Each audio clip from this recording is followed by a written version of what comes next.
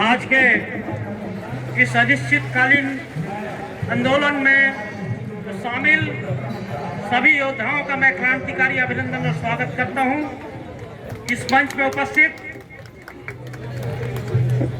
छत्तीसगढ़ कर्मचारी अधिकारी फेडरेशन के संयोजक आदरणीय कमल वर्मा जी, उपस्थित सम्मानीय प्रांताध्यक्षगण और उपस्थित नेतृत्वकारी साथीगण,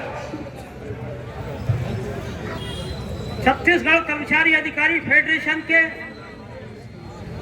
इस 3 चरणों के आंदोलन के बाद ये चौथा चरण का जो आंदोलन चालू हुआ है, ये कोई सामान्य आंदोलन नहीं है। ये छत्तीसगढ़ के कर्मचारियों की अस्मिता और स्वाभिमान के संघर्ष में आप जिस प्रकार से बहादुरी के साथ इस मैदान के अंदर डटे हुए हैं, इसकी तारीफ इन शब्दों के साथ मैं व्यक्त करना चाहूंगा कि हवाएं क्या करेंगे फैसला रोशनी का, कि हवाएं क्या करेंगे फैसला रोशनी का। जिस दिए में दम होगा वो रोशनी करेगा, जिस दिए में दम होगा।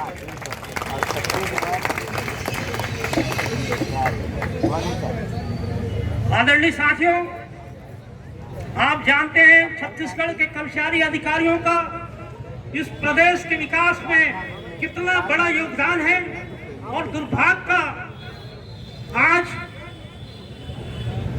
इस बात का दुर्भाग्य है कि छत्तीसगढ़ के कर्मचारी अपने रोजी रोटी जो वेतन के हिस्सा है महंगाई भत्ता HRA, उसके लिए संघर्ष करने के लिए आज अनिश्चितकालीन आंदोलन के लिए मैदान में आया है।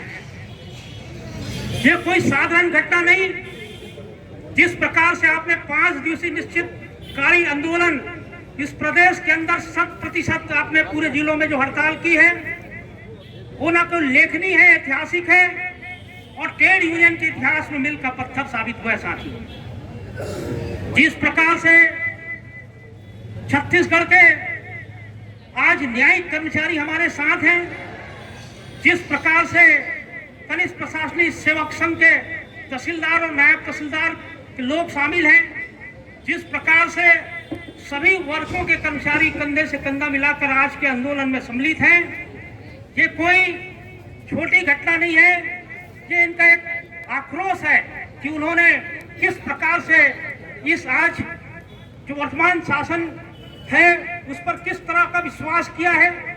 आप देखें कि वो समय था 2018 का, जब भारतीय जनता पार्टी का शासन हुआ करता था, तो कांग्रेस के जो बड़े बड़े लीडर्स यहाँ पर समर्थन करते थे और उन्होंने स्पष्ट किया कि हम जैसे ही शासन के अंदर आएंगे 10 दिन के अंदर मांग पूरा होगा।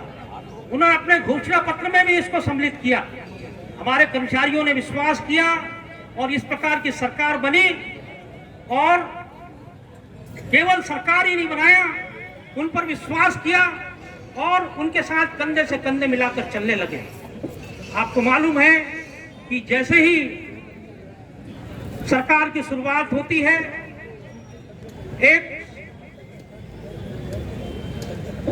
एक साम्राज्यवादी जो समस्या है, एक जो वैश्विक समस्या है कोरोना, उसका सामना ये प्रदेश करता है। और उस वैश्विक समस्या में, उस कोरोना की समस्या में छत्तीसगढ़ के कर्मचारी कंधे से कंधा मिलाकर सरकार को सहयोग किया, और यही कारण है कि न हमको HR मिला, न महंगाई भत्ता की कोई किस्त मिली, और 18 महीने हमारे शासकीय कर्मचारी खामोश रहे।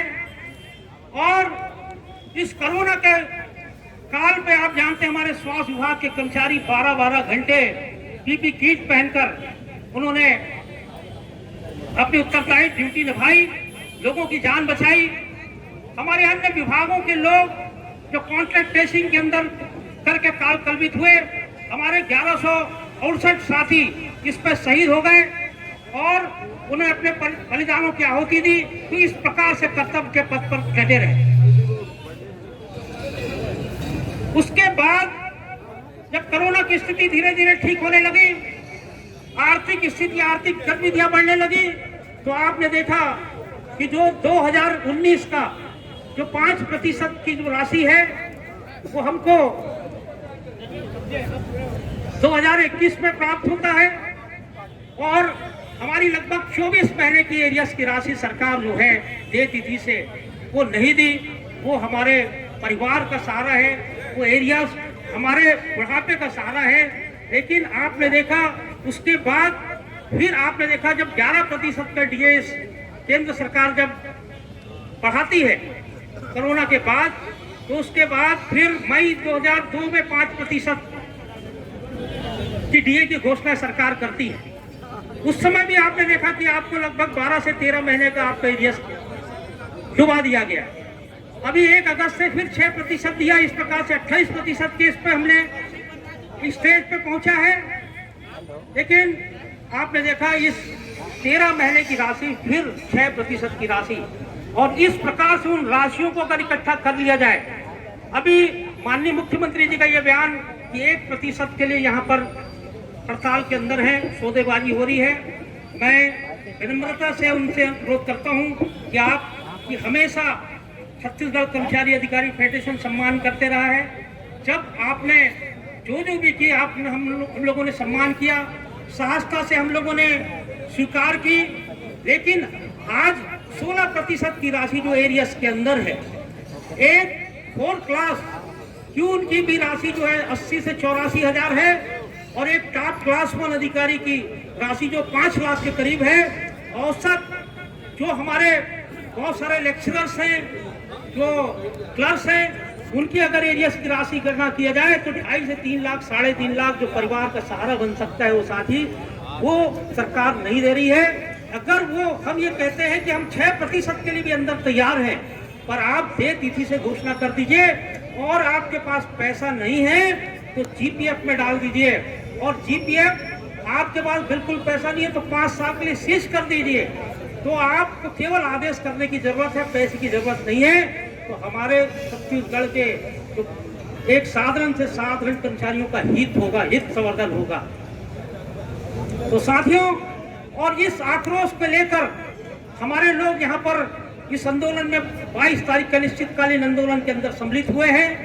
आप एचआरए की राशि अगर देखें तो न्यूनतम 3,600 रुपए सेंट्रल गवर्नमेंट में है। अभी आपको जो भी मिलता होगा 1,500, 2,000, 10% के हिसाब से अगर वो न्यूनतम भी देती है तो वो आपको एचआरए की राशि 3,600 की होगी, जो आपके लिए बहुत बड़ा संबल बन सकता है। और यही कारण है कि आज लोग डटे हुए हैं। हम उम्मीद करते हैं हमारे संवेदनशील माननीय मुख्यमंत्री जी से कि आप हम लोगों की पीड़ा को समझें, आज हम लोगों की बातों को समझें, हमारे लोगों को कल्याण करें। और कल आपका जन्मदिन है, इस मन से हम आपको जन्मदिन की हार्दिक शुभकामनाएं व्यक्त करना चाहते हैं, और व्यक्त करते हुए चाहते हैं, अपेक्षा करते हैं कि निश्चित रूप से जो कर्मचारियों की भावना है और बीच का रास्ता निकालकर कर्मचारियों के हित पे निर्णय लें। और मैं इन्हीं शब्दों से ये कहना चाहूंगा कि जिसको तूफान से लड़ने की आदत हो, ऐसी कश्ती को समुद्र भी दुआ करते हैं, ऐसी कश्ती का समुद्र भी दुआ करते हैं। संघर्ष हमारा नारा है, और संघर्ष से सोफा हारा है, और संघर्ष से हमने जीता है, और संघर्ष से हम डीए जरूर लेंगे साथी। और इस मंच से मैं ये फैसला होगा, कमल वर्मा जी के नेतृत्व में निश्चित रूप से निर्णायक यहाँ पर फैसला होगा। ये कि मैं इन्हीं शब्दों के साथ मैं अपना स्थान ग्रहण करता हूँ। धन्यवाद।